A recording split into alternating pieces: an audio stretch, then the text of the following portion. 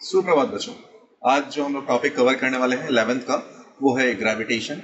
और अगेन सभी formula book की तरह ही वापस से सेम बातें रिपीट करूंगा कि इस फॉर्मूला बुक को देखें, जो फॉर्मूलाज आपके फॉर्मूला बुक में नहीं है वहां पे आप इसे इंक्लूड कर लीजिए, जो पॉइंट नहीं है उसे इंक्लूड कर लीजिए, जो एग्जाम्पल नहीं है उसे इंक्लूड कर लीजिए। उसके बाद एटलीस्ट आप जितने भी क्लास 11th के टॉपिक आएंगे आप उसको अल्टरनेट डेज पे एक चैप्टर हमेशा इस वीडियोस के देखें जब तक आपका एग्जाम नहीं होता। इससे क्या होगा, जितने नंबर ऑफ टाइम्स आप रिवाइज करेंगे ऑलमोस्ट 20 to 30 मिनट में एक चैप्टर खत्म हो जा रहा है या 35 मिनट में खत्म हो जा रहा है, तो वो चैप्टर आपका रिवाइज हो जाएगा। इससे आप उसे भूलोगे नहीं, आपका पूरा प्रिपरेशन एक साथ चलता रहेगा। ठीक है, तो चलिए स्टार्ट करते हैं आज का कार्यक्रम।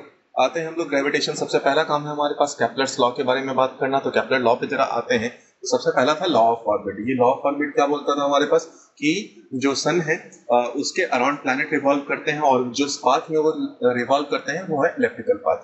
उसके बाद आता है सेकंड लॉ हमारे पास, लॉ ऑफ एरिया, जो कि बोलता है कि सन अगर किसी भी एक इलेक्ट्रिकल पाथ की एक फोकाई पे है तो सेम टाइम इंटरवल में जो सेम एरिया स्वेप्ट आउट करेगा एरिया वेक्टर। मतलब क्या है बेटा, अगर यहाँ से देखें तो एरिया वेक्टर ये बन गया, तो जितना टाइम या टी टाइम इंटरवल में जो ये एरिया स्वेप्ट आउट हुआ सेम एरिया टी टाइम पे इधर भी स्वेप्ट आउट होगा। मतलब एरियल वेक्टर यहाँ पर कांस्टेंट रहेगा या एरियल स्पीड हमारे पास कांस्टेंट रहेगा। तो हम लोगों ने एरिया का फॉर्म लिख दिया, area is equal to half base into height से। तो यहाँ पर हमारे पास जो एरिया मिलकर आया D by d T, the rate of change of area आया, वो कांस्टेंट देख रहा था।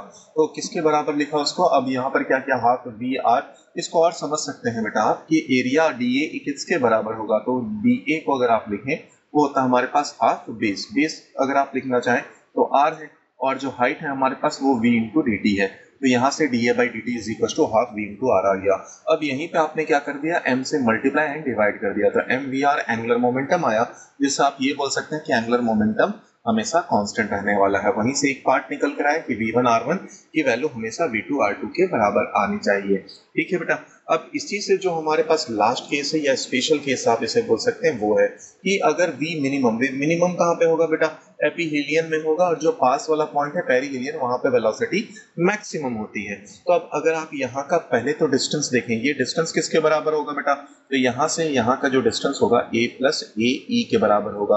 और अगर आप ये डिस्टेंस देखें तो ये होगा a माइनस ए ई के बराबर।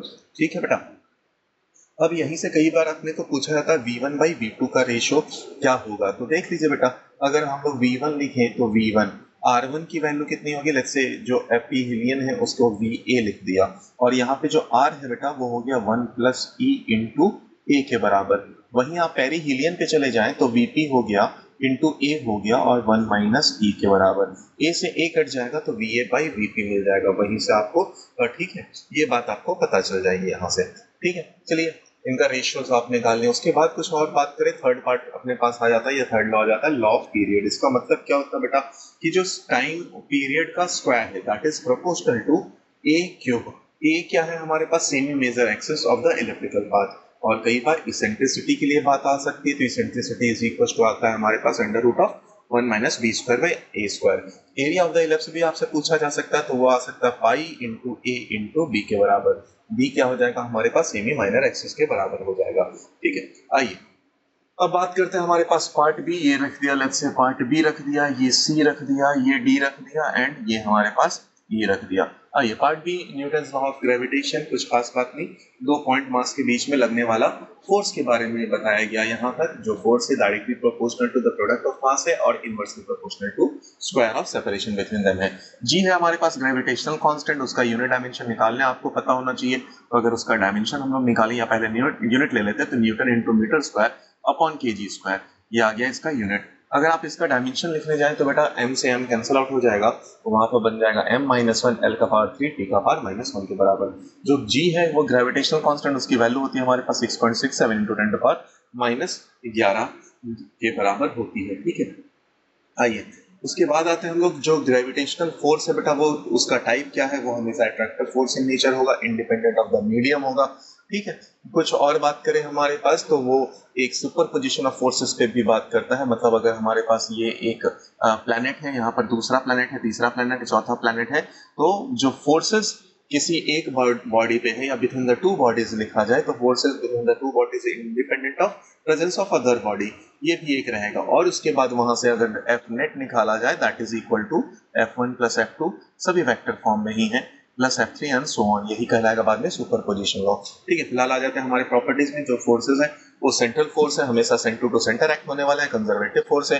Forces between the two masses is, अगर देखा जाए तो उसको हम लोग क्या बोल सकते हैं, वो इंडिपेंडेंट होगा प्रेजेंस ऑफ अदर मास, तो वो बात हम लोग पहले ही कर चुके हैं। वेक्टर फॉर्म में अगर बात की जाए तो वेक्टर फॉर्म में हम लोग लिखें किसी भी force on one due to two. एक और पॉइंट यहाँ पर छूट रहा है बेटा, जो फोर्सेस हैं बिटवीन द टू मासेस वो इक्वल एंड अपोजिट है, इक्वल एंड अपोजिट है। तो अगर हम लोग बात करें forces on one due to two F12, तो उसको आपने इस फॉर्म में लिख दिया Gm1m2 अपॉन R12 इंटू जो वेक्टर है या R, ठीक है, वेक्टर फॉर्म में उसका R कैप लिख सकते हैं। और जो R कैप है हमारे पास बेटा उसको आप क्या लिख सकते हैं, R वेक्टर, R कैप को लिख सकते हैं R वेक्टर बाई उसका मैग्नीट्यूड। तो यहाँ पर जो वेक्टर फॉर्म में आया हमारे पास Gm1m2 upon R cube into R vector के बराबर। ठीक है, सिमिलरली अगर फोर्स F21 लिखा जाए तो वो है हमारे पास force on the tube due to 1 के बराबर। दोनों का मैग्नीट्यूड सेम रहेगा और डायरेक्शन सेम रहे, डायरेक्शन अपोजिट रहेगा। लास्ट जो एग्जांपल क्वेश्चन है उसमें आए तो यहाँ पे किसी force on the one particle बोल दिया गया, यहाँ पर ये जो भी फोर्थ पार्टिकल था इस पे फोर्स निकालना। अब देखो बेटा, 1 के कारण जो फोर्स लगेगा एंड 3 के कारण जो फोर्स रहेगा वो इक्वल एंड अपोजिट होंगे। ठीक है, तो इन दोनों का रिजल्टेंट अगर देखा जाए तो वो √2 टाइम्स ऑफ F के बराबर हुआ, ये आया √2 टाइम्स ऑफ F। अब इन दोनों के बीच में अगर देखा जाए फोर्स ऑन 2 and 3, तो फोर्स ऑन 3 ड्यू टू 2 ये किसके बराबर होगा, इसके लिए अगर जो सेपरेशन देखें वो √2a के बराबर है, तो यहाँ पे जब आपने उसका स्क्वायर कर दिया तो Gm अपॉन 2a स्क्वायर के बराबर, वहां से नेट फोर्स की वैल्यू आपने निकाल ली। ठीक है, चलिए आते हैं हमारे पास दूसरे एग्जांपल में। तो दूसरा एग्जांपल क्या बोल रहा है हमारे पास कि दो पॉइंट मासेस रखे गए हैं या मासेस रखे गए हैं, उसके बीच में आपको वो पॉइंट देखना है जहां पर नेट फोर्स जीरो हो। कई बार इसी से आपसे पूछा जाएगा ग्रेविटेशनल इंटेंसिटी जीरो हो, कई बार आपसे पूछा जाएगा ग्रेविटेशनल फील्ड यहाँ पर जीरो हो। तो अगर आप इसको निकाल रहे बेटा तो पहले आप इन दोनों पे फोर्स देखेंगे, 1 and 2 पे फोर्स, तो फोर्स आएगा 1 and O लिख लिया, या force on O due to 1 and इधर आ जाएगा force on O due to 2। तो ये सेपरेशन अगर देखें ये d माइनस एक्स है। अब यहीं से सिंप्लीफाई करते हैं तो जो r का एक्सप्रेशन आता है बेटा हमारे पास वो आता है d upon under root of m2 by m1 plus 1 के बराबर, प्लस 1 के बराबर। ठीक है बेटा, तो ये जो r लिखा गया है वो कहाँ से है बेटा, m1 से है। अगर m2 से लिखना होगा तो हमें क्या लिखना होगा, d माइनस एक्स के बराबर। नेक्स्ट एग्जाम्पल क्वेश्चन आता है, ये हमारे पास अगला एग्जाम्पल क्वेश्चन, वो इसको ए सेम ले लेते हैं, ये बी है, ये सी है, ये डी है, उधर आ जाएगा हमारे पास ई, उसके बाद ग्रेविटेशनल फील्ड वाले पार्ट पे आएंगे। चलिए तो बी पे आते हैं। अगर तो दो पॉइंट मासेस, एक पॉइंट मास और एक रॉड है जो कि हमारे पास लीनियर मास डेंसिटी के साथ रहेगा, अगर उसके बीच में आपको फोर्स निकालना है तो देखो बेटा हमारे पास फोर्स का एक्सप्रेशन क्या होता है, Gm1m2 अपॉन आर स्क्वायर। अगर इस रॉड का पहला सेपरेशन देखें तो R1 B के बराबर है और जो फाइनल सेपरेशन है वो है L प्लस डी, तो फोर्स हमारे पास आ गया Gm1m2 upon D L plus D के बराबर। ठीक है, नेक्स्ट पॉइंट अगर हम लोग देखें तो यहाँ पर मान लो हमारे पास सर्कुलर पाथ में एक ऑब्जेक्ट रोटेट हो रहा है, तो इससे आपसे पूछा जाएगा टाइम पीरियड बताइए, वेलोसिटी कितने से घूम रहा होगा। तो आपको कुछ नहीं करना बेटा, ग्रेविटेशनल फोर्स को इक्वेट कर देना है किससे, सेंट्रीफ्यूगल फोर्स से। वहां से v आ जाएगा और v जैसे ही आया तो आपने वहां से टाइम पीरियड निकाल देना। आपको दिखेगा कि t square is proportional to r cube का फॉर्म आ जाएगा, जो कि हम लोगों ने केपलर से पढ़ भी रखा था। नेक्स्ट या डी पार्ट में आए तो हमारे पास इक्विलैटरल ट्रायंगल है, जिस ट्रायंगल के पार्टिकल्स घूम रहे हैं एक सर्कुलर पाथ में। ठीक है, बिकॉज और वहां पे कौन सा फोर्स प्रेजेंट है, हमारे पास एक ही फोर्स प्रेजेंट है, ग्रेविटेशनल फोर्स। तो किसी भी तरह से F1 पे जो फोर्स लग रहा है वो आपने निकाल लिया, तो जो नेट फोर्स है वेक्टर सम का उससे निकाला तो √3 times of Gm square upon a के बराबर आया। अब उसी को आपको इक्वेट कर देना है किससे, सेंट्रीफ्यूगल वाले फोर्स से, which is mv square by r के बराबर। अब यहाँ से जैसे ही आपने सिंप्लीफाई करा तो आपको v मिल जाएगा, और v अगर निकल गया तो टाइम पीरियड निकालने का तरीका क्या होता है बेटा, 2πr बाई v के बराबर, तो वहां से आपका टाइम पीरियड का भी रिलेशन आ जाएगा। नेक्स्ट ई पार्ट पे आते हैं हम लोग। तो ई पार्ट पे हमारे पास क्या दिया गया है बेटा, ई पार्ट पे हमारे पास बोला गया है एक मास m है जो कि स्प्लिट कर जाता है m1 m2 में। तो किस रेशियो में ये स्प्लिट करें so that force between them हमेशा मैक्सिमम हो। तो ये रेशियो किसका होता है, आधा आधा हो जाए, मतलब m/2 हो जाए, तभी फोर्सेस बिटवीन देम मैक्सिमम रहेगा। कैसे निकला होगा बेटा, आप कोई भी नॉर्मल पोजीशन पे फोर्स निकाले, अब यहाँ पे मास को डिफरेंस फोर्स को डिफरेंशिएट करना विद रिस्पेक्ट टू मास को जब सिंप्लीफाई करेंगे एंड तो आपको आ जाएगा आंसर। फिर आता है ग्रेविटेशनल फील्ड। अब ग्रेविटेशनल फील्ड हमारे पास क्या है बेटा, ये ग्रेविटेशनल फील्ड किसी भी मास के अराउंड का स्पेस है जिसमें अगर कोई एक्सटर्नल ऑब्जेक्ट को लेकर आया जाए तो उस पर फोर्स एक्सपीरियंस होता है। अब ग्रेविटेशनल फील्ड को जो या ग्रेविटेशनल इंटेंसिटी कई बार दिया जाएगा वो किसके बराबर है, फोर्स डिवाइडेड बाई मास के बराबर। ठीक है, तो अगर हम लोग अर्थ सरफेस पे हैं तो m2 हमारा मास है वो हट गया और m1 हमारे पास अर्थ का मास है, तो हमारे पास जो एक्सेलरेशन ड्यू टू ग्रेविटी आया g वो आया m capital G gravitational constant into mass upon r e square. अब देखो मास को बेटा हम लोग क्या लिख सकते हैं, तो मास को लिखा जा सकता है डेंसिटी इनटू वॉल्यूम। वॉल्यूम है हमारे पास 4/3 पाई ऑफ r क्यूब के बराबर। ठीक है, अब जब आप इसको सिंप्लीफाई करेंगे तो हमारे पास स्मॉल g का एक्सप्रेशन चेंज हो जाएगा, वो आ गया 4/3 कैपिटल G पाई r जो कि रेडियस ऑफ अर्थ है इनटू डेंसिटी के बराबर। अब इफेक्ट क्या होता है या चेंजेस इन g क्या होता है, तो सबसे पहला जो हमारे पास फॉर्म आया उसमें शेप के कारण। तो अब देखो सेंटर से जो डिस्टेंस है बेटा, सेंटर से डिस्टेंस वो इक्वेटर पे ज्यादा है, तो क्योंकि इक्वेटर पे डिस्टेंस ज्यादा है इसका मतलब वहां पर g इनवर्सली प्रोपोर्शनल होने के कारण इक्वेटर पे g की वैल्यू कम है। जो अगला इफेक्ट है हमारे पास वो है हाइट के कारण। तो अगर आप हाइट पे जाते हैं तो हम लोग चाहो तो यहाँ पे एक्सप्रेशन को डायरेक्टली आप लिख सकते हैं g dash is equal to जो सेपरेशन हो जाएगा बेटा उसको याद करो तो आ जाएगा gm upon r plus h का होल स्क्वायर। अब यहाँ से आप r स्क्वायर को कॉमन लेकर निकाल देंगे तो जो हमारे पास हाइट के साथ एक्सप्रेशन आएगा वो आ गया। ठीक है, कई बार जो अर्थ सरफेस है हमारे पास या सरफेस के क्लोज h की वैल्यू दी गई होती है, मतलब h की वैल्यू r के कंपैरिजन में बहुत कम है। कितना कम है बेटा, तो r के कंपैरिजन में अगर लिखा जाए तो वो 100 किलोमीटर से कम या 10% से आप मान सकते हो कम है, यानी 64 से आप 100 के बीच में मान लीजिए। तो उस टाइम में बाइनोमियल अप्रोक्सीमेशन लगा देने के बाद जो एक्सप्रेशन आ जाएगा हमारे पास वो आएगा g dash is equal to g in bracket 1 minus 2h by r के बराबर। अब जैसे ही डेप्थ वाला केस ले आए, थर्ड केस पे आ जाए तो d is depth from the earth surface, तो यहाँ पर एक और एक्सप्रेशन आप निकाल सकते हैं। कैसे निकाल सकते हैं, let's say this is my small r। Small r की वैल्यू क्या हो जाएगी बेटा, तो यहाँ पे लिख दे रहा हूँ स्मॉल r की वैल्यू आ जाएगी कैपिटल R माइनस d के बराबर। वही बात यहाँ पर है, तो g डैश की एक्सप्रेशन अगर निकाली जाए तो g dash is equal to आ गया g इन ब्रैकेट 1 माइनस या r minus d by r के बराबर which is equal to small r by capital R के बराबर। ठीक है, ये आ गया हमारे पास इफेक्ट ऑफ डेप्थ के कारण एक्सेलरेशन ड्यू टू ग्रेविटी। अब रोटेशन ऑफ अर्थ के कारण क्या होगा, किसी भी पर्टिकुलर पॉइंट पे देखें तो यहाँ का लेट्स से लैटिट्यूड एंगल है हमारे पास लैम्डा के बराबर, तो जो नेट इनवर्ड फोर्स लग रहा होगा वहां से g डैश की वैल्यू हम लोगों ने निकाल लिया, तो g डैश की वैल्यू आ गई g minus r omega square cos square lambda के बराबर।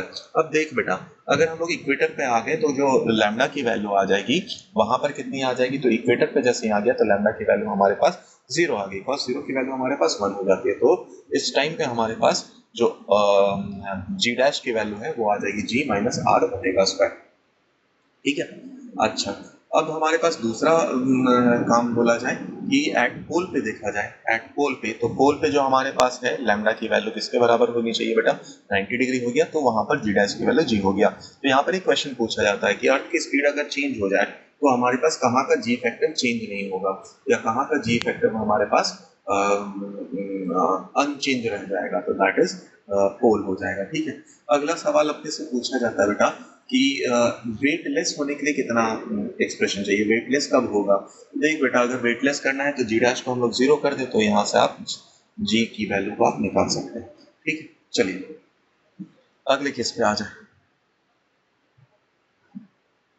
अब इसी पे एक्सेलरेशन ड्यू टू ग्रेविटी क्योंकि हम लोगों ने बात कर ही ली, तो यहाँ से कई बार जी डैश का ग्राफ पूछा जाता है। तो अगर सरफेस के अंदर है तो g is directly proportional to r है और इनवर्सली प्रोपोर्शनल टू है 1 बाई r स्क्वायर जब वो सरफेस से दूर जाता है। ठीक है, कई बार अपने को ग्रेविटेशनल इंटेंसिटी एंड पोटेंशियल में रिलेशन पूछा जाता है। क्या होता है पोटेंशियल का रिलेशन, समझ में आ जाएगा थोड़ी देर में। ठीक है, फिलहाल हम लोग इंटेंसिटी एंड पोटेंशियल के रिलेशन पे जाए तो ग्रेविटेशनल इंटेंसिटी I को अगर से रिप्रेजेंट किया जाए तो minus dv by dx I cap dv by dy j cap and k cap के फॉर्म में रहेगा। एक और फॉर्म इसका याद कर सकते हैं कि हमारे पास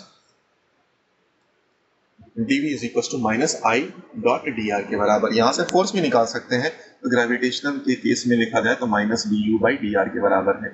du क्या है यहाँ पर हमारे पास, क्योंकि du है हमारे पास ग्रेविटेशनल पोटेंशियल एनर्जी के बराबर। ठीक है, 3 हम लोगों ने एग्जांपल ले लिया है, तो ये हमारे पास B आ गया, ये C आ गया, ये D आ गया और उसके बाद पोटेंशियल एनर्जी में हम लोग आ जाएंगे। चलिए, तो हमसे पहला सवाल जो पूछा गया है कि इस डेप्थ पे जो earth from earth surface acceleration due to gravity 1/4 बन जाए दैट ऑफ अर्थ सरफेस। तो हमारे पास डेप्थ बोला, डेप्थ का फॉर्मूला आपने निकाल लिया और जी डैश की वैल्यू g/4 दिया गया, तो यहाँ से सिंप्लीफाई किया तो आपको डेप्थ का एक्सप्रेशन आ गया।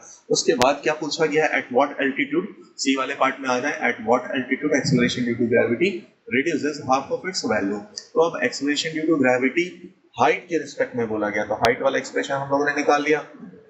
अब क्या बोला है, रिड्यूसेस टू 1/2 ऑफ, तो यहाँ पर g/2 लिख दिया, तो जी कैंसिल हो गया, अंडर रूट ले लिया या स्क्वायर रूट ले लिया और फिर हम लोगों ने इसको सिंप्लीफाई किया। तो सिंप्लीफाई करने के बाद जो h की वैल्यू आई वो आई √2 - 1 इंटू आर के बराबर।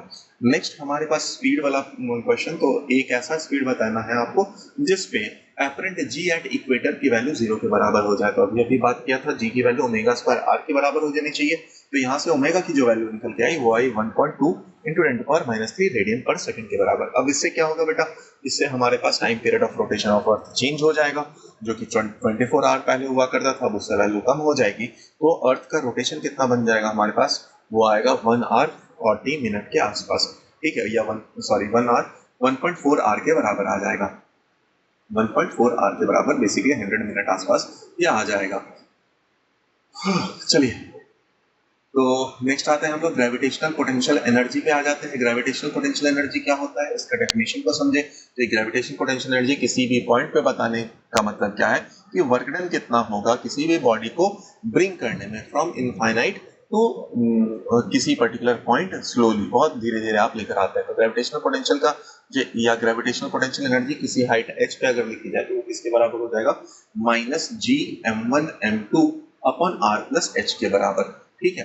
अब मान लो किसी हाइट h पे लेकर गया है या डिफरेंस आपको निकालना है बेटा, तो जरा समझो, इस वाले सरफेस पे अपने को या अर्थ के सरफेस पे अगर देखा जाए तो ग्रेविटेशन कितना हो जाएगा, u की वैल्यू अगर लिखा जाए तो वो आ जाएगा Gm1m2 upon radius of earth with minus sign है यहाँ पर, ठीक है। h हाइट पे लेकर गए तो यहाँ पर अपने को h हाइट पता चल गया, तो उस टाइम पे पोटेंशियल एनर्जी अभी अभी लिख लिया था, ये h हाइट है। अब दोनों के बीच में चेंज इन पोटेंशियल एनर्जी आपने क्या निकाला, इन दोनों को माइनस कर दिया। तो जैसे ही माइनस किया और h की वैल्यू अगर r से बहुत छोटी हुई तो हमारे पास निकला कि चेंज इन पोटेंशियल एनर्जी, जो कि पहले भी पढ़ा था, mgh के बराबर होता है।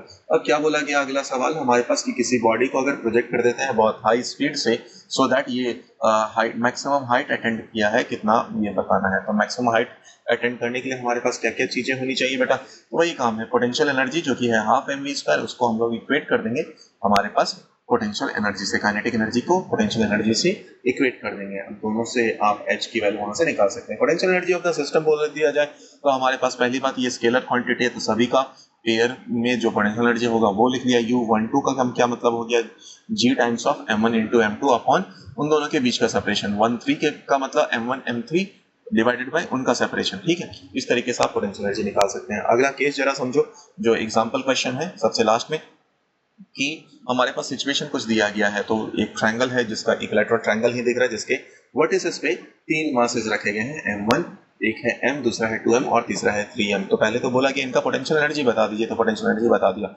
उसके बाद बोला गया अगर इसके साइज को a से लेकर 2a पे बढ़ा दिया जाए, तो a से लेकर अगर आप 2a पे साइज बढ़ा दे रहे हैं तो पोटेंशियल एनर्जी फाइनल का ये हो जाएगा, मतलब जो वहाँ पे रेडियस था, सेपरेशन था, बस उसको चेंज कर दिया, बोला इसी में वर्क डन बताइए। तो work done is equal to क्या है हमारे पास, चेंज इन पोटेंशियल एनर्जी, तो वहां से हमारा आंसर आ गया। चलिए, अब बात करते हैं हम लोग ग्रेविटेशनल पोटेंशियल की बारे में। तो ग्रेविटेशनल पोटेंशियल क्या है, कुछ नहीं, work done per unit mass by external agent. तो अभी भी जो भी पोटेंशियल एनर्जी का कंसेप्ट आपने करा था वहां पे मास से डिवाइड कर दीजिए, आपका आंसर आ जाएगा। तो पोटेंशियल इज इक्वल टू क्या है हमारे पास, work done in bringing a unit mass, वहां पर एक मास बोला गया था, यहाँ पे यूनिट मास बोला गया है, by external agent in external field या in gravitational field of other mass. ये भी एक स्केलर क्वांटिटी है, पहले जैसा था स्केलर क्वांटिटी, ये भी एक स्केलर क्वांटिटी ही है। तो पोटेंशियल एनर्जी किसी भी एक पॉइंट मास के लिए अगर बोला जाए तो कितना हो जाएगा, -Gm अपॉन r के बराबर। अब देखो हमारे पास एक स्फेरिकल सेल है, अगर आप आउटसाइड के लिए बात करते तो पॉइंट मास को आप सेंटर पे मान सकते, तो पोटेंशियल आ गया -Gm अपॉन r के बराबर। अगर आप इनसाइड पे आए तो इनसाइड में हो या सरफेस पे हो पोटेंशियल सेम रहता है, तो इसके लिए जो हमारे पास वैल्यू आई -Gm अपॉन कैपिटल R के बराबर। अगर हम लोग सॉलिड स्फीयर की बात करें तो आउटसाइड के लिए तो पहले भी वही बात था, minus G M upon R के बराबर। बट जैसे ही इनसाइड आए तो हमारे पास minus G M upon 2r³ in bracket अगर देखा जाए तो आए हमारे पास कैपिटल आर या 3r² माइनस स्मॉल r²। अब यहीं पे बात किया गया, अगर सेंटर ऑफ अर्थ पे चले जाए या सेंटर ऑफ द स्फीयर चले जाए तो हमारे पास स्मॉल r की वैल्यू 0 हो जाएगी। उस टाइम पे जो पोटेंशियल एट द सेंटर है वो है -3/2 GM अपॉन आर के बराबर। अगर आप सरफेस पे चले जाए तो वहां पे जो पोटेंशियल है हमारे पास -GM अपॉन कैपिटल आर। यहाँ से एक बात को देखने को मिला कि जो पोटेंशियल एट द सेंटर है that is 3 times of potential at the surface के बराबर। तो potential at the centre is 3/2 times of potential at the surface के बराबर। ठीक है, अब इसी से आया हमारे पास स्केप स्पीड। तो स्केप स्पीड क्या कहने का क्या मतलब होता है, ये मिनिमम स्पीड इतना है जिससे अगर किसी बॉडी को प्रोजेक्ट करे तो वो ग्रेविटेशनल पुल से स्केप आउट हो जाए। ठीक है, तो हम लोगों ने क्या करा, एनर्जी को इक्वेट कर दिया। तो काइनेटिक एनर्जी किसी भी हाइट पे वो है हाफ mv², यही हमारे पास स्केप स्पीड, और उसी को आपने इक्वेट कर दिया किससे, potential energy at that point, तो वो निकाल लिया एक्सप्रेशन। अब अगर ये अर्थ सरफेस पे बात किया जाए तो हमारे पास h की वैल्यू आप क्या कर देंगे, लगभग 0 कर देंगे। तो वहां पे जो एक्सप्रेशन आया हमारे पास gm या ट्वाइस gm अपॉन r के बराबर, या under root of 2 into small g into R के बराबर। तो स्केप स्पीड का फॉर्मूला क्या है हमारे पास, under root of twice capital G, capital G यहाँ पर ग्रेविटेशनल कांस्टेंट है, capital G into mass of earth upon radius of earth. अगर आप स्मॉल g के टर्म्स में बात कर रहे हैं तो under root of twice small g into R के बराबर। अब कई बार बोला जाता है बेटा कि कोई भी प्लैनेट ब्लैक होल कब बन जाएगा, तो ये तब बनेगा जब वहां से इवन लाइट भी स्केप आउट नहीं कर पाई। फिर बोला जाता है कोई भी प्लैनेट पे एटमॉस्फेयर कब पॉसिबल होता है, तो अगर एटमॉस्फेयर तब पॉसिबल होगा जब जो आरएमएस स्पीड है वो स्केप स्पीड से कम हो। अगर आरएमएस स्पीड ज्यादा हो जाए तो वहां पर जो गैस मॉलिक्यूल है वो रहेंगे नहीं। अगर आरएमएस स्पीड स्केप स्पीड से कम है तो वहां पर एटमॉस्फेयर रहेगा। फिर बोला जाए इंटरस्टेलर कैसा स्पीड होगा, तो इंटरस्टेलर का मतलब क्या है, आप एक प्लैनेट के ग्रेविटेशनल पुल से बाहर निकल चुके हैं, अब आप स्पेस में जा रहे हैं, तो ये है हमारे पास इंटरस्टेलर। तो पहले कुछ पार्ट ऑफ एनर्जी क्या होगा, स्कीप करने में चला जाएगा, तो वहां से आप इंटरस्टेलर स्पीड निकाले तो that is under root of v², जो कि जिस भी स्पीड से बॉडी को प्रोजेक्ट किया गया होगा -v² के बराबर होगा। ठीक है, अच्छा अब अगला एग्जांपल क्वेश्चन पे आ जाए हमारे पास। तो एग्जांपल क्वेश्चन क्या है कि दो मासेस हैं हमारे पास एंड दो रेडियस हैं प्लैनेट के, किसी भी दो प्लैनेट के, तो उसका मासेस का रेशियो एंड जो रेडियस है उनका रेशियो बोल दिया गया। स्केप स्पीड बताइए, तो स्केप स्पीड का फॉर्मूला हमारे पास क्या है, ट्वाइस gm अपॉन आर, मतलब under root of g upon R के बराबर। तो under root of gm upon R के बराबर। अब m1 m2 का रेशियो दिया है, r1 r2 का रेशियो दिया है, तो यहाँ से आप v1 v2 का भी रेशियो ले सकते हैं। फिर आपसे पूछा गया ग्रेविटेशनल, अगला एग्जांपल क्वेश्चन आ जाइए लास्ट में, कि ग्रेविटेशनल पोटेंशियल कितना, सॉरी ग्रेविटेशनल फील्ड कितना होगा या फील्ड इंटेंसिटी कितना होगा एट द सेंटर या एट द ओरिजिन। तो किसी भी एक मास के लिए आपने निकाल लिया, दूसरे के लिए निकाल लिया, तीसरे के लिए निकाल लिया एंड चौथे के लिए निकाल लिया, सो ऑन इन्फिनिटी तक गया। तो जब हम लोगों ने इंटेंसिटी वाले फॉर्मूले को लगाया तो ये देखने को मिला कि ये कैसा फॉर्म आ रहा है बेटा, जीपी का सीरीज आ रहा है। और अगर ये जीपी का सीरीज है तो sum of infinite terms in GP हम लोग निकाल सकते हैं, जिससे हमारा आंसर आया 4/3 gm के बराबर। ठीक है, चलिए उसके बाद आते हैं हम लोग ऑर्बिटल स्पीड के बारे में चर्चा करते हुए। तो ऑर्बिटल स्पीड क्या है, ये वो स्पीड है जिसके कारण जो हमारा प्लैनेट है वो जो सैटेलाइट है वो प्लैनेट के अराउंड रिवॉल्व करता रहेगा। तो यहाँ पर अगर इस प्लैनेट पे के पास का ये सैटेलाइट है, इस सैटेलाइट पे हमारे पास दो फोर्स लग रहे हैं, एक तो ग्रेविटेशनल फोर्स लग रहा होगा, दूसरा सेंट्रीफ्यूगल फोर्स लग रहा होगा। तो अब उन दोनों को हम लोगों ने बराबर कर दिया। तो ऑर्बिटल स्पीड, अब देखो ऑर्बिटल स्पीड में हम लोगों ने क्या करा, फोर्स को बराबर किया। पोटेंशियल एनर्जी स्केप में क्या करा था हम लोगों ने, एनर्जी को बराबर किया था, वहां एनर्जी यहाँ पर फोर्सेस। तो जैसे ही आपने फोर्सेस को बराबर कर दिया तो v नॉट का एक्सप्रेशन हमारे पास निकल गया। v नॉट की वैल्यू आ गई under root of gm upon r plus h के बराबर। अगर h की वैल्यू बहुत छोटी है तो आपने जो एक्सप्रेशन निकाला हुआ है हमारे पास under root of gm upon r के बराबर, या under root small g into r के बराबर। जो स्केप स्पीड है उसका फॉर्मूला अगर निकाला जाए तो वो that is equal to √2 times of orbital speed के बराबर है। ठीक है, अब हमारे पास अगला एग्जांपल क्वेश्चन है। ये एग्जांपल बी बहुत ही इंपॉर्टेंट है, तो जरा समझे। जो फोर्स है वो इनवर्सली प्रोपोर्शनल टू 1/r⁴n है। तो ऑर्बिटल स्पीड का एक्सप्रेशन क्या होगा, टाइम पीरियड क्या होगा। अब देख बेटा, फोर्स को आपने इक्वेट कर देना है किसके बराबर, अभी ऑर्बिटल स्पीड पूछा गया तो हम लोग क्या करेंगे, इसको सेंट्रीफ्यूगल फोर्स से इक्वेट कर दिए। तो यहाँ पर हमारे पास सेंट्रीफ्यूगल फोर्स से इक्वेट करने के बाद ऑर्बिटल स्पीड का एक्सप्रेशन आ गया। अब टाइम पीरियड क्या होता है, 2πr/v0 के बराबर। तो यहाँ से सिंप्लीफाई किया तो टाइम पीरियड का एक्सप्रेशन जो है आ गया, वो प्रोपोर्शनल है r का पावर n+1/2 के बराबर। चलिए फिर आता है एनर्जी ऑफ सैटेलाइट। तो अगर किसी भी सैटेलाइट को देखें तो उसके पास कौन सा, अगर ये सैटेलाइट घूम रहा है तो उसके पास काइनेटिक एनर्जी जो होगा वो half m into V orbital के बराबर। तो ये निकाल लिया। पोटेंशियल एनर्जी वहां पर कितना है वो निकाल लिया। अब ध्यान से देखने में पता चला टोटल एनर्जी क्या होता है बेटा, sum of potential energy plus kinetic energy. और ये देखने को मिला हमें कि जो पोटेंशियल एनर्जी है, या यहाँ से सिंप्लीफाई जब किया kinetic energy and potential energy का रिलेशन निकाला, तो हमें कुछ रिलेशन समझ में आया। वो रिलेशन क्या था बेटा, कि जो पोटेंशियल एनर्जी है वो है ट्वाइस या डबल है वो, ठीक है, वो डबल है हमारे पास किसके बराबर, काइनेटिक एनर्जी के, विद माइनस साइन। तो जब हम लोगों ने सिंप्लीफाई किया तो हमारे पास निकला total energy is equal to minus of kinetic energy के बराबर, ठीक है। और वहीं से हमारे पास एक्सप्रेशन आया। तो जब आप इन दोनों का सम लगा दोगे तो ये आ जाएगा हमारे पास, जो दोनों का ऐड करने के बाद आ रहा है वो टोटल एनर्जी आया माइनस जी m1 m2 upon 2 r plus h के बराबर। ये जो एनर्जी है बेटा हमारे पास, यही कहा जाती है कई बार binding energy of the planet के बराबर, ठीक है। फिर आया हमारे पास जियो स्टेशनरी सैटेलाइट। ये कैसा सैटेलाइट है जो कि हमें कैसा होता है, अपीयर होता है कि अर्थ के रिस्पेक्ट में वो रुका हुआ है। ये जो सैटेलाइट है वो इक्वेटोरियल प्लेन पे चलते रहते हैं, और जो सैटेलाइट है हमारे पास उनका हाइट लगभग 36,000 किलोमीटर के बराबर है। ये जो, और इसी ऑर्बिट में हम लोग पार्किंग ऑर्बिट भी बोलते हैं, क्योंकि यहीं के बाद हम एस्केप स्पीड देते हैं जिससे ये बाहर जाता है। इसका अगर ऑर्बिटल स्पीड देखा जाए तो ये 3 किलोमीटर पर सेकंड के बराबर लगभग होता है। टाइम पीरियड देखा जाए तो 24 घंटे के बराबर, जितना कि अर्थ का टाइम पीरियड होता है उतना ही होता है, ठीक है। और ये जो सैटेलाइट है वो कहाँ से कहाँ घूमते हैं, वेस्ट से ईस्ट की तरफ एंटी क्लॉकवाइज सेंस में घूम रहे होते हैं। इनका मेन काम क्या है कि ये अर्थ के रिस्पेक्ट में रुके हुए हमें अपीयर हो। फिर आया हमारे पास पोलर सैटेलाइट। जो पोलर सैटेलाइट है हमारे पास वो काफ़ी लो हाइट पे या लो एल्टीट्यूड पे घूमता रहता है, जनरली 500 से 800 किलोमीटर पे है। ये हमारे पास ऑर्बिट के अराउंड ही घूमता रहता है, नॉर्थ से साउथ के डायरेक्शन में। जो इनका टाइम पीरियड है वो बहुत ही कम होता है, 100 मिनट के आसपास होता है, ठीक है। और ये किस लिए यूज होता है, जनरली मेट्रोलॉजिकल पर्पस या फिर इन्वायरमेंटल स्टडीज, वेदर फोरकास्टिंग वगैरह के लिए ये यूज होता है, ठीक है। आइए हमारे पास 3 इंपॉर्टेंट एग्जाम्पल क्वेश्चन है, ये भी आपकी नोटबुक में होने चाहिए। आइए तो पहले वाले पे आते हैं। सबसे पहले हमारे पास क्या बोला गया है, सवाल को पढ़े तो हमारे पास बोला गया एक सॉलिड स्फीयर है जिसका डेंसिटी वगैरह दिया है, और फोर्स F1 लग रहा था किसी पॉइंट पे। तो यहाँ से 2r के डिस्टेंस पे जो फोर्स लग रहा था हमारे पास वो F1 था। तो F1 की वैल्यू हम लोगों ने पहले निकाल ली। उसके बाद क्या बोला गया, spherical cavity is now found. तो यहाँ से कुछ मास को निकाल दिया होगा, निकाल दिया तो नेगेटिव मास आप लोग इमेजिन कर सकते हैं, और यहाँ से यहाँ तक का डिस्टेंस ले लीजिए, यहाँ से यहाँ तक का डिस्टेंस ले लीजिए, ठीक है। तो उस मास को आप निकाल सकते हैं। उसके बाद फिर क्या बोला गया हमारे पास, पहुंच गया भाई। तो the sphere with the cavity now has a force F2। अच्छा, तो कैविटी के साथ इस पे जो फोर्स लग रहा है वो F2 लग रहा है। तो क्या होगा बेटा, पहले ड्यू टू होल मास आपने फोर्स लगा लिया, फिर कैविटी के कारण जो था उसके कारण आपने फोर्सेस को माइनस कर दिया। तो हमारे पास होल मास के कारण था और कैविटी के कारण था, क्योंकि कैविटी के कारण जो सेपरेशन है हमारे पास वो लगभग आप देख लीजिए, तो उसका डिस्टेंस कितना है वो आप चेक कर सकते हैं। इसका डिस्टेंस कितना है, सेंटर ऑफ कैविटी से कितना डिस्टेंस है, r/2। अब यहाँ पर बेटा कुछ दिक्कत लग रही है, तो इसको वापस से जरा समझो।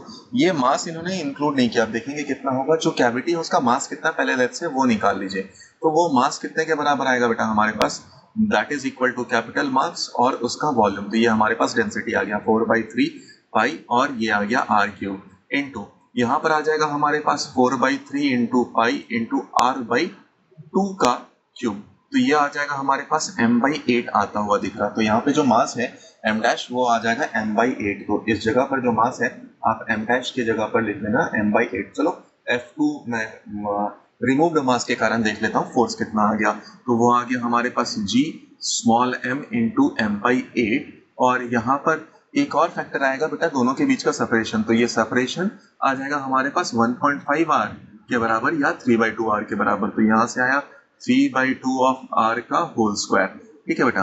तो 3/2 ऑफ r, इसका 2 का स्क्वायर बन गया हमारे पास 4 से 2 8 गया, तो 2 बच गया, 2 इंटू 9 18 आ गया। तो हमारे पास जो एक्सप्रेशन है वो फाइनल एक्सप्रेशन बिल्कुल सेम है, कोई दिक्कत नहीं है। तो आया हमारे पास g capital M small m upon 18r² के बराबर। अब यहाँ से आपने सिंप्लीफाई किया तो F2/F1 का रेशियो फिर से आपने निकाल लिया, ठीक है।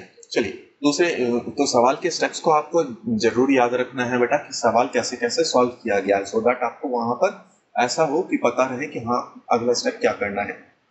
आइए आते हैं अगले सवाल पे। तो हमारे पास बोला गया 4 इक्वल मासेस हैं जो एक स्क्वायर के फॉर्म में रखे हुए हैं। इसको या उसके वर्टिसेस पे रखे गए हैं जिसका साइड ए है।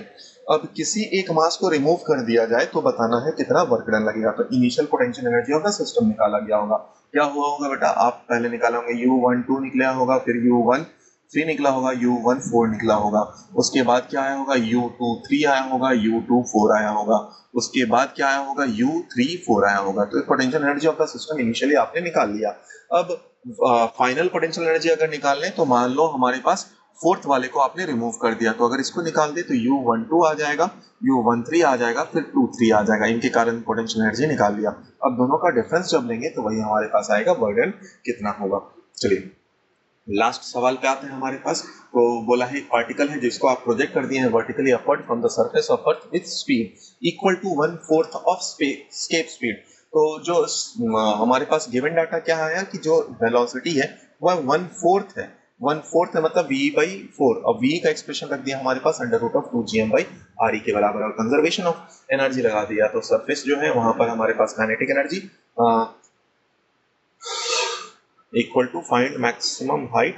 अब देखो बेटा यहाँ पर भी कुछ बातें मुझे सही नहीं दिख रही हैं। चलो ठीक है, आई थिंक वहीं से आया होगा। चलिए इसको सॉल्व करने का तरीका देखें। तो इस सरफेस पे अगर देखें हमारे पास, तो यहाँ पर काइनेटिक एनर्जी आएगा which is equal to half mv², और माइनस यहाँ पर आ रहा होगा g times of m into small m upon r के बराबर। ठीक है, ये रेडियस ऑफ अर्थ आ गया। लेट्स से ये फाइनल हाइट जो है सेंटर से वो है हमारे पास capital R, that should be equal to gm upon r। अब देख लीजिए विद अ माइनस साइन, अब देख लीजिए ये आ रहा है क्या, तो हाँ सेम है एक्सप्रेशन। ठीक है, तो यहाँ से आपने v का एक्सप्रेशन पुट कर दिया, v का एक्सप्रेशन पुट करा तो हमारे पास r की वैल्यू निकल गई। बट रिमेंबर आपको सेंटर से डिस्टेंस नहीं बताना है, आपको बताना है कि कितना हाइट। तो h इज इक्वल टू उसमें रेडियस ऑफ अर्थ को माइनस कर दिया तो आया हमारे पास r/15। अब देखो बेटा लगभग 30 मिनट में ये पूरा का पूरा ग्रेविटेशन चैप्टर खत्म हुआ है। तो प्लीज इसको आप जितनी बार सुने उतना आपके लिए अच्छा रहेगा, उतना ज़्यादा आपको फॉर्मूला रिवाइज करने में आसानी होगी, आपका एग्जाम उतना अच्छे से आप अटेम्प्ट कर पाएंगे। ठीक है, तो अगर वीडियोस आपको सही लगे तो अपने दोस्तों वगैरह को फॉरवर्ड कर देना भाई, तो मुझे भी थोड़ा मोटिवेशन तो ठीक है अच्छा ही लग जाएगा। चलिए बाकी आज के लिए इतना ही, मिलते हैं अगले वीडियो में, तब तक के लिए बाय बाय, टेक केयर, धन्यवाद।